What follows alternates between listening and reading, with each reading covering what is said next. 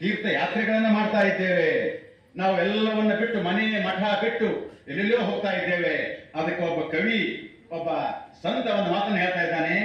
ಏನಂದ್ರ, ದೇಹ ದಂಡಿಸಬೇಡ, ದೇಹ ದಂಡಿಸಬೇಕಾಗಿಲ್ಲ, ದೇಹ ದಂಡಿಸಬೇಡ, ಮನವ ನಿಲ್ಲಿಸಬೇಡ.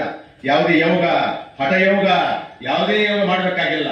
ಮನವ ನಿಲ್ಲಿಸಬೇಡ, ಧನವ ನೀಗಿರಬೇಡ.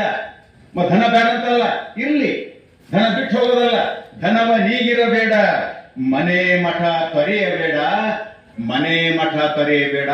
ಇವುಗಳ ಮಧ್ಯದಲ್ಲಿದ್ದುಕೊಂಡೆ ಸತ್ಸಂಗದಲ್ಲಿ ಭಾಗಿಯಾಗು, ನಿನಗೆ ಸಾವಿರ ಪುಣ್ಯ ಬರುತ್ತೆ ಅನ್ನುವಂತಹ ಮಾತನ್ನ ಅಂಥ ಒಂದು ಫಲ ನಮ್ಮ ಸತ್ಸಂಗಕ್ಕಿದೆ ಅನ್ನುವಂಥ ಮಾತನ್ನು ಹೇಳಲಿಕ್ಕೆ ಇಚ್ಛಾ ಪಡ್ತಾ ಇದ್ದೀನಿ ಬಂಧುಗಳೇ.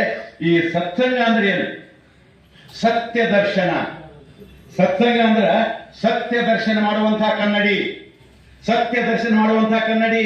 ಇವತ್ತು ನಾವು ಕನ್ನಡಿ ಮುಂದ ನಿಂತ್ಕೊಳ್ತಾ ಇದ್ದೀವಿ, ಸಮಯ ಹೋಗಿದೆ ಗೊತ್ತಾಗೋದಿಲ್ಲ, ಸಮಯ ಕಳೀತಾ ಇದ್ದೀವಿ. ಎದಕ್ಕಾಗಿ? ನಮ್ಮ ಬಾಹ್ಯ ಸೌಂದರ್ಯಕ್ಕಾಗಿ, ಬಾಹ್ಯ ರೂಪವನ್ನು ನೋಡಿಕೊಳ್ಳುವುದಕ್ಕಾಗಿ. ಆದ್ರೆ ಆತ ಹೇಳ್ತಾ ಇದ್ದಾನೆ, ಅಂತರಂಗವನ್ನು ತೆರೆದೋರಿಸುವಂತಹ ಕನ್ನಡಿ ಯಾವುದಾದ ಇದ್ರೆ ಅದು ಸತ್ಸಂಗ ಅನ್ನುವಂತಹ ಮಾತನ್ನ ಹೇಳ್ತ.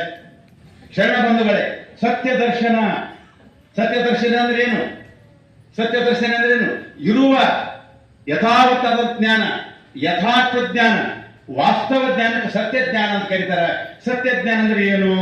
ಉದಾಹರಣೆ, ನಾವೇನ್ ತಿಳ್ಕೊಂಡಿವಿ?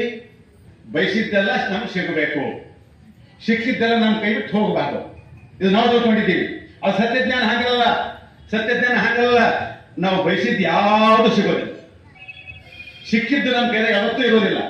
ಇದು ಸತ್ಯ. So it is called truth. ಆದ್ರೆ ನಾವು ಸಿಗಲಿಲ್ಲ ಅಂತ ದುಃಖ ಮಾಡ್ಕೋತೀವಿ, ಸಿಕ್ಕಿದ ಕೈ ಬಿಟ್ಟು ಹೋದ್ರೆ ದುಃಖ ಮಾಡ್ಕೋತೀವಿ. ಉದಾಹರಣೆ ಹೇಳ್ಬೇಕು ಅಂದ್ರೆ, ಈ ಉದಾಹರಣೆ ಯಾ ಅಕ್ಕಿಗೆ ಅಪೇಕ್ಷೆ ಎಲ್ಲ ಹೇಳ್ರಿ. ಸಸಿ ಮನೆಗೆ ಬರ್ಬೇಕು, ಬಿಸಿ ಬಿಸಿ ಅಡಿಗೆ ಮಾಡ್ಕೊಡ್ಬೇಕು, ಚಂದ ಆರಾಮ ಕೊಳೆ ಮೇಲೆ ಕುಂತಿರ್ಬೇಕಂತ ಯಾರಿಗೆ ಆಸೆ ಎಲ್ಲ ಹೇಳ್ರಿ? ಎಲ್ಲರಿಗೂ ಆಸೆ ಇದೆ.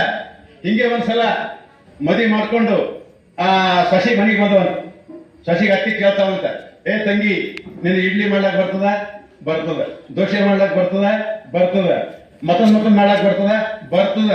ಹ್ಯಾಂಗ್ ಬರ್ತದ? ಆರ್ಡರ್ ಕೊಟ್ಟರೆ ಎಲ್ಲ ಬರ್ತದ. ಹಿಂಗ ನಿಜವಾಗಿ ನಾವು ಬಯಸಿದ್ದು ಈ ಜಗತ್ತಿನ ಯಾವುದು ಸಿಗೋದಿಲ್ಲ. ನಾವೇನ್ ಬಯಸ್ತೀವಿ? ದೇಹ ಸೊರಗಬಾರ್ದು, ನಮ್ಮ ಸಂಪತ್ತು ಕರಗಬಾರ್ದು, ನಮಗೆ ಸಾವು ಬರಬಾರ್ದು, ನಾವು ಬಯಸ್ತೀವಿ. ಆದ್ರೆ ಇದು ವಾಸ್ತವ ಜ್ಞಾನ ಅಲ್ಲ. ನಮ್ಮ ದೇಹ ಸೊರಗದೆ, ನಮ್ಮ ದೇಹ ಸೊರಗ್ತದೆ, ದೇಹಕ್ಕೆ ಮುಪ್ಪು ಬರ್ತದೆ, ದೇಹಕ್ಕೊಂದಿನ ಸಾವು ಬರ್ತದೆ. So it is called really truth. ಇದು ನಮಗೆ ಅರ್ಥ ಇಲ್ಲ.